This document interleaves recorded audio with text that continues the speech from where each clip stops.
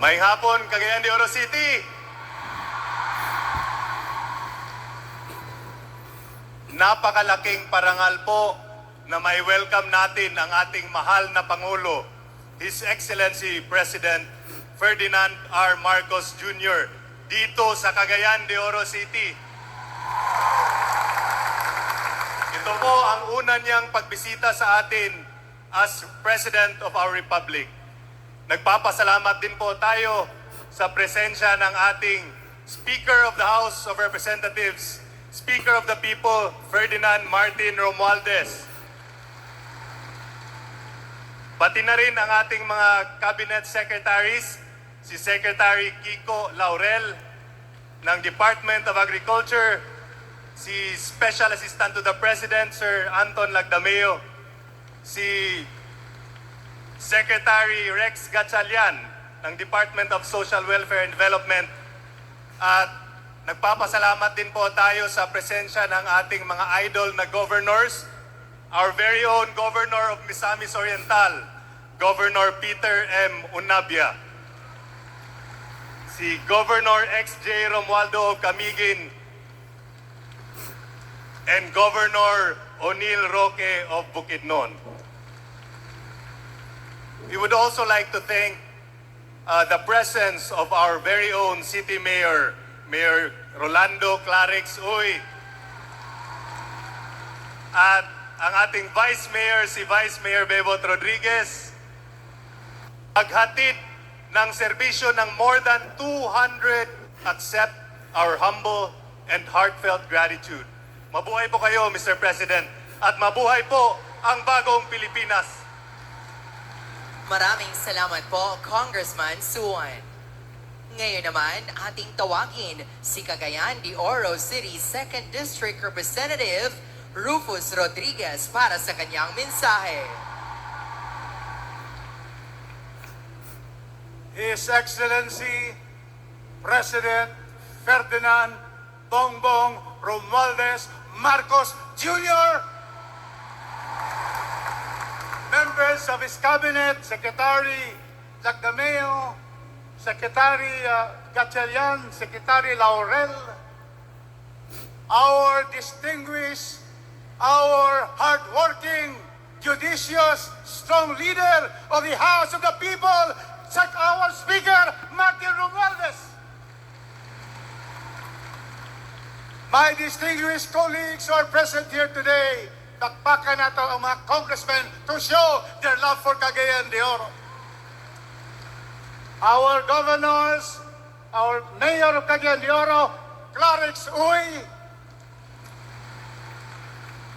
governors, mayors, kagawads, our vice mayor of Cagayan de Oro, Bebot Rodriguez, kagawads of Cagayan de Oro, our barangay captains and officials, our national government officials, maayong hapon kanatong tanan. Mr. President, the Filipino people, thank you for strengthening our relations with the United States of America, Japan, and other like-minded nations to protect the West Philippine Seas from any intrusion. We thank you, Mr. President, for stating that you will not give up an inch of Philippine territory to anybody. Thank you, Mr. President. We thank you, Mr. President, because you are supporting the initiative of our dear Speaker to put up and amend the economic provisions of our Constitution, because we need more foreign investments and more employment to our people of the Republic of the Philippines. And Mr. President, you know, you are the best salesman of our country. You have gone to foreign lands to be able to invite investors to come here to our country so that we're going to improve our situation of our people. Billions have already come here less than 2 years of your presidency. But if we amend the Constitution with the economic provisions, more billions will come here, Mr. President. Thank you for stating in the Philippine Constitutional Assembly, Felconsa, he said, read my lips, only economic provisions. Thank you, Mr. President. Third, Mr. President, we thank you for your program to make accessible to all Filipinos available and affordable food. And you have issued executive orders. You have requested Congress. We're going to pass laws. You are succeeding in lowering the prices of basic commodities in our country today. And finally, this is not long, Mr. President. And finally, today, with more than 10,000 of our Cagayanons here, finally, lastly, we thank you, Mr. President, for the presidential assistance to farmers and fisherfolk. They are here today. Bakbakan nato ato makagaling. Today, they are going to receive from the President his ayuda to our farmers and fisherfolks who have been victimized by the El Nino phenomenon, drought all over Cagayan de Oro. And that is why the President is here, because all of you present here will receive 10,000 pesos directly from the President to help all of you. And tonight, Mr. President, tonight, our farmers and fisher folks will kneel on their houses and thank the good Lord that thank you for giving us a compassionate president, a president with a big heart for the Filipino masses, the farmers and the fisher folks. Thank you, Mr. President. So therefore, to end my speech, thank you, Mr. President. Daghang salamat kanimo. Mabuhay ang Presidente sa Republika ng Pilipinas! Mabuhay si President Bongbong Marcos! Mabuhay kitang tanan. Daghang salamat. Thank you. Maraming salamat po, Congressman Rodriguez. Sa puntong ito, inaanyayahan po natin si House Speaker Ferdinand Martin G. Romualdez upang ipakilala ang ating panauhing pandangal. Ladies and gentlemen, the President of the Republic of the Philippines, His Excellency Ferdinand R. Marcos Jr.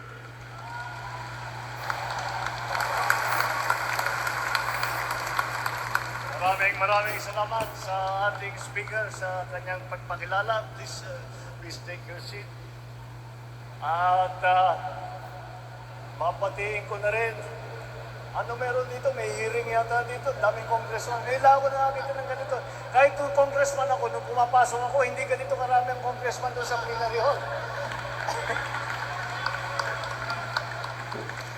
Andito rin po, kasama po natin at sinama ko upang makita at malaman ang tunay na sitwasyon dito sa inyong lugar, dito sa area ng Northern Mindanao, dahil po ay ang approach po natin na ginagawa ay yung tinatawag na whole of nation approach. Lahat po ng departamento, ng ahensya ng gobyerno ay tinutugunan ang bawat problema. Kaya nandito po ang ating Agricultural Secretary Kiko Laurel of the Department of Agriculture, si Secretary Rex Gatchalian ng DSWD, at ang ating Special Assistant na si dating Congressman at napunta ngayon sa Office of the President, Special Assistant to the President, Anton Lagdameo, Secretary Anton Lagdameo. Ang aking matagal ng kaibigan, pero bata pa kami noon, kaya hindi pa kami matanda. Pero matagal na po kaming magkaibigan. Alam niyo po, nung una akong tumakbo at as senator, si Congressman Rufus po ang tumutulong sa amin at hindi ko makakalimutan. Congressman Rufus Rodriguez of the 2nd District of Cagayan de Oro, ang 1st District Congressman ng Cagayan de Oro, Congressman Lordan Suang,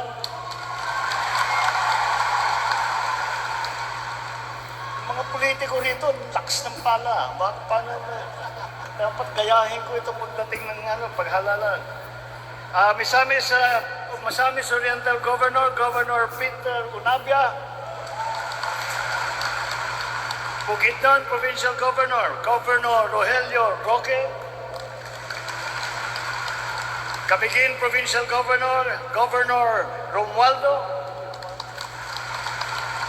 At ang Mayor, ang puting Mayor ng lungsod ng Cagayan de City, ng Cagayan de Oro City, Mayor Clarex Uy. Ang pinaka-importante na bisita natin ngayon dito, ang mga beneficiary na tatanggap ngayon ng mga ayuda at tulong na galing sa ating pamahalaan. My fellow workers in government, lahat po ng ating mga naging bisita, magandang hapon po sa inyo lahat.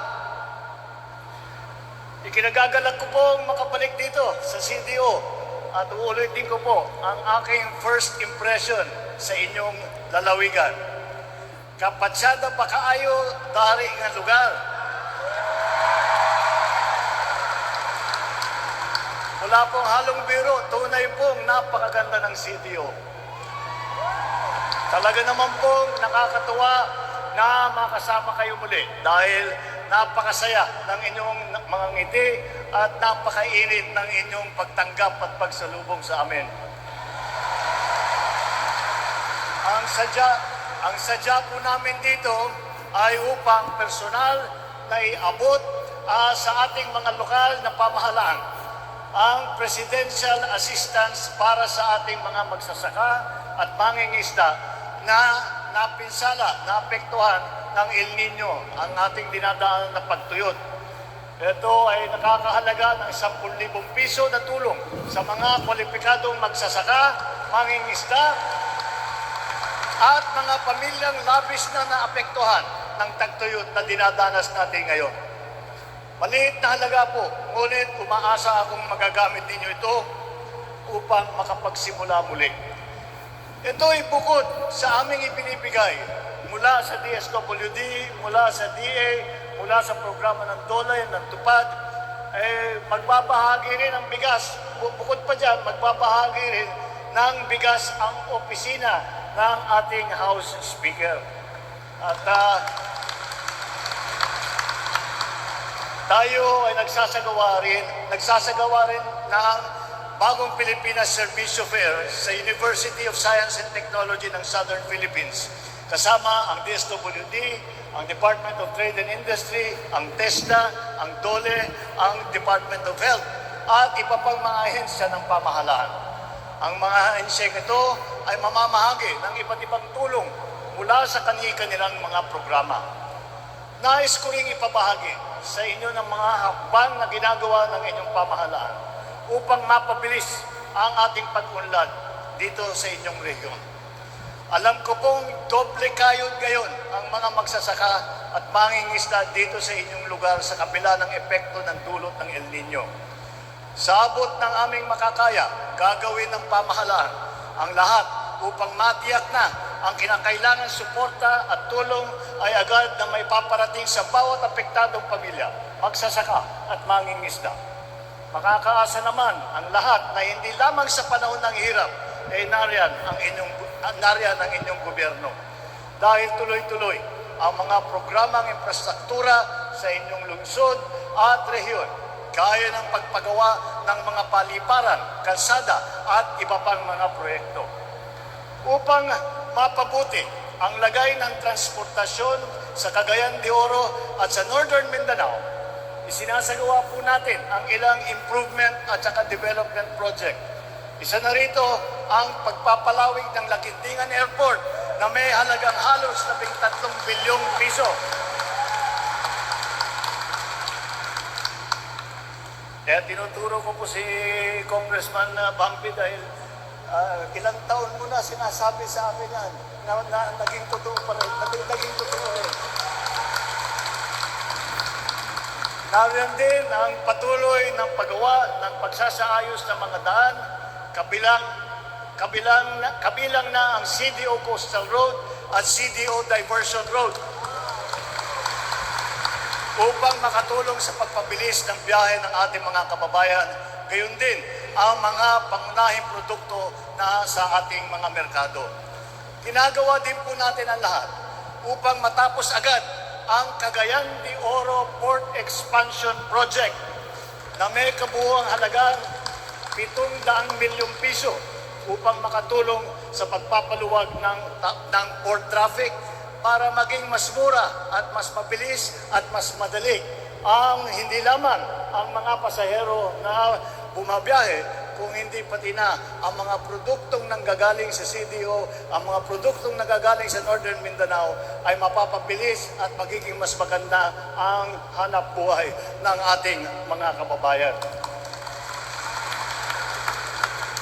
Bukod po sa mga gusali, kalsada at iba pang infrastruktura, ay marami po tayong natutunan noong COVID.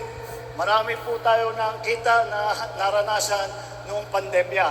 Kaya hindi lang kalsada at infrastruktura, kundi ipapatayo rin natin ang trauma and multi-specialty centers na sa Northern Mindanao Medical Center. Ito po ay upang patuloy na matugunan ang inyong pangangailangan sa larangan ng pangkalusugan.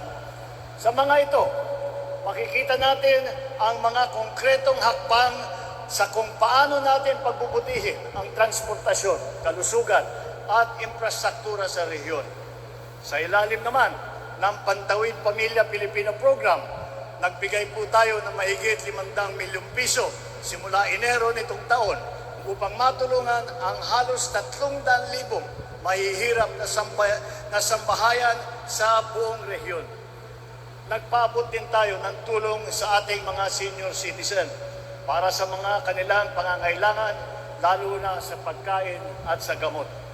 Simula noong Enero, mahigit 900 milyong piso ang ating naipamigay sa ating mga indigent na senior citizens dito sa region ninyo. Para naman sa ating disadvantaged and displaced workers, patuloy ang ating ipinapatupad ang tulong panghanap buhay sa ating disadvantaged displaced workers program o tupad. Simula noong 2023, nakaraang taon, nakapagbigay na po tayo ng higit 1 bilyong piso sa libo-libong benepisyaryo dito sa Northern Mindanao. Ngunit, hindi lang po ito ang ating hangarin. Hinaharap din natin ang problema sa tubig na pinapalala ng mainit na panahon na dala ng El Nino. Suportado po natin ang mga proyektong pang-irigasyon at flood control na hindi lamang tutugon sa issue ng kakulangan ng tubig, kundi pati na rin sa perwisyo ng pagbaha na nararanasan dito sa CDO. Masaya akong ipaalam na ang Flood Risk Improvement and Management Project para sa Cagayan de Oro River ay atin pasisiyanan. Katuwang ang iba pang irrigation at water project, inaasahan magiging malaki ang ginhawa dala nito sa CDO.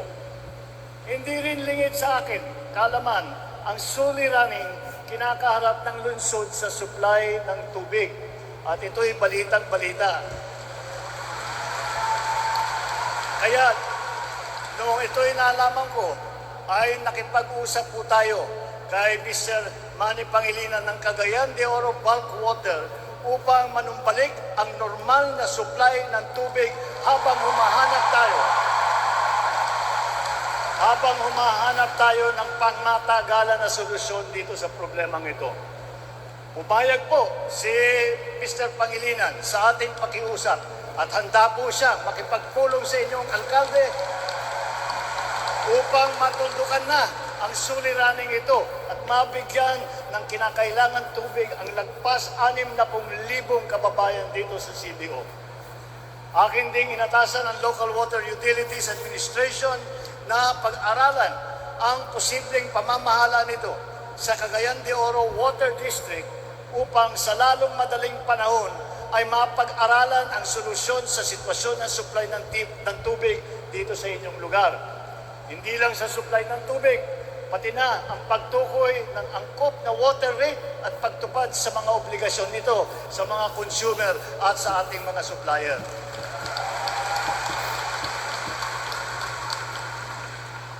Hindi natin hahayaan mapagkaitan napagkitaan ang mga tiga Cagayan de Oro na kanilang karapatang magkaroon na sapat, malinis, ligtas na supply ng tubig. Sa ating pagkakaisa at sama-samang pagkikilos, tiwala ako na magtatagumpay tayo sa mga hamong ating hinaharap at pagpatuloy ang pag-angat natin at pag-unlad sa Northern Mindanao. Sa inyong suporta,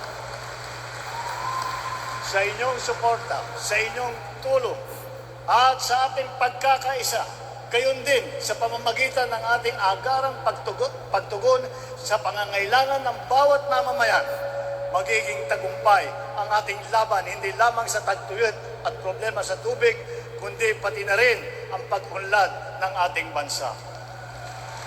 Maraming salamat po sa inyo lahat sa suporta na ibinigay ninyo sa amin nung nakarang halalan. Ito po ay susuklian namin na ang lahat ng kaya namin gawin upang pagandahin ang buhay ng bawat Pilipino at pagandahin ang ating minamahal na bansang Pilipinas. Maraming salamat po.